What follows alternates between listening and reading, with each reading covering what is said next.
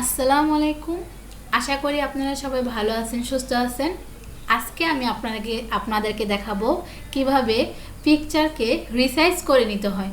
যদি আমরা কোনো একটা পিকচার রিসাইজ করে নিতে চাই তাহলে আমাকে সেই পিকচারটা সিলেক্ট করে নিতে হবে। প্রথমত এখানে আমি এই পিকচারটাকে রিসাইজ করব। আমি মাউসের লেফট বাটনে ক্লিক করে সিলেক্ট করে নিলাম এবং মাউসের রাইট বাটনে ক্লিক করে যে এখানে এডিট লেখাটা আছে, আমি এডিট লেখাটাতে ক্লিক করব। ক্লিক করার পর এখানে আমার পিকচারটা শো করতেছে। আমি এখন এটাকে রিসাইজ করে নিব। এখানে যে রিসাইজ লেখাটা আছে, আমি এখানে রিসাইজ লেখাটাতে ক্লিক করছি। এখন এটা পার্সেন্টেজ আকারে আছে, আমি এটা পিক্সেলে নিয়ে যাব। তো আমি পিক্সেলে ক্লিক করছি। পিক্সেলে ক্লিক করার পর এখানে ভার্টিক্যাল সাইজটাকে আমি কেটে দিয়ে এখানে 1111 লিখব। 1111 লেখার সাথে সাথে আমার এটা হরিজন্টাল সাইজটাও চেঞ্জ হয়ে গেছে। এখন আমি এটাকে ওকেতে ক্লিক করে সেভ করে নিতে চাই। তাহলে প্রথমত আমি এখানে ওকেতে ক্লিক করব। ওকেতে ক্লিক করার পর আমি এটাকে ক্রস দিয়ে সাথে সাথে দেখাবে যে আমি এই পিকচারটাকে সেভ করতে চাই না, চাই কি না। আমি যদি সেভ করতে চাই তাহলে আমি সেভ বাটনে ক্লিক করব, আর যদি আমি না চাই তাহলে আমি ডোন্ট সেভে দিয়ে দেবো। আপনাদের সুবিধার্থে আমি দেখিয়ে দিলাম। তো আমি এটাকে সেভ করতে চাই না।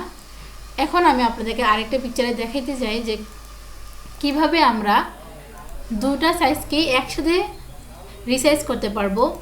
এখানে আমি প্রথমত পিক্সেলে ক্লিক করব, দেন ভার্টিক্যাল সাইজটাকে আমি 1111 দিয়ে দিলাম। দেন আমার হরিজন্টাল সাইজটা অটোমেটিকলি রিসাইজ হয়ে গেছে, কিন্তু আমি চাইতেছি এই হরিজন্টাল সাইজটাকে 499 না দিয়ে 833 দিতে।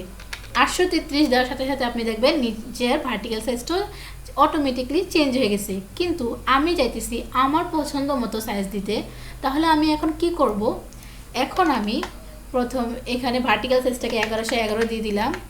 1111 দেওয়ার পর আমি দেখব যে আমি যদি দুটা সাইজে রিসাইজ করে নিতে চাই, যে মেনটেন অ্যাসপেক্ট রেশিও যে টিক চিহ্নটা আছে আমি এটা উঠিয়ে নেব। টিক চিহ্নতে ক্লিক করব, এটা উঠে গেছে। এখন আমি আমার পছন্দ মতো সাইজ দিতে পারবো দুটোটাতেই। তো এখন আমি হরিজন্টাল সাইজকে 833 দিয়ে দিলাম। 833 দেওয়ার পর আমি ওকেতে ক্লিক করব।